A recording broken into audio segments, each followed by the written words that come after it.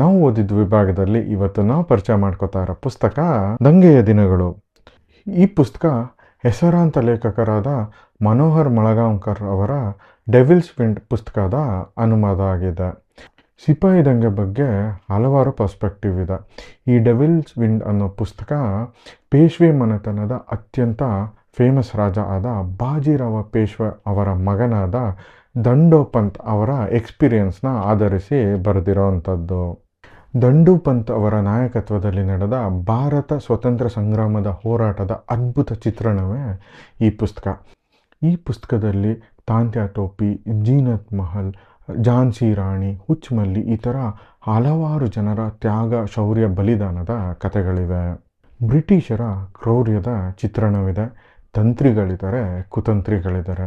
ಒಟ್ಟಿನಲ್ಲಿ ಈ ದಂಗೆಯ ದಿನಗಳ ಬಗ್ಗೆ ಓದ್ತಾ ಇದ್ದರೆ ನಮ್ಮ ರಕ್ತ ಕುದಿಯುವಂತೆ ಈ ಪುಸ್ತಕ ಮಾಡುತ್ತೆ. ಇದರ ಜೊತೆ ರವಿ ಬೆಳಗೆರೆಯವರು ಬರೀಬೇಕಾದ್ರೆ ಕೆಲವೊಂದು ಕಾಲ್ಪನಿಕ ಘಟನೆಗಳನ್ನು ಸೇರಿಸಿ ಈ ಪುಸ್ತಕದ ರೋಚಕತೆಯನ್ನು ಇನ್ನೂ ಹೆಚ್ಚಿದ್ದಾರೆ. ಇದನ್ನು ಓದ್ತಾ ಇರಬೇಕಾದ್ರೆ ಎಲ್ಲೂ ಇದು ನಮಗೆ ಇತಿಹಾಸ ಅನಿಸೋದಿಲ್ಲ, ಫಿಕ್ಷನ್ ಅಂತ ಅನಿಸುತ್ತೆ, ಅಷ್ಟು ಚೆನ್ನಾಗಿದೆ.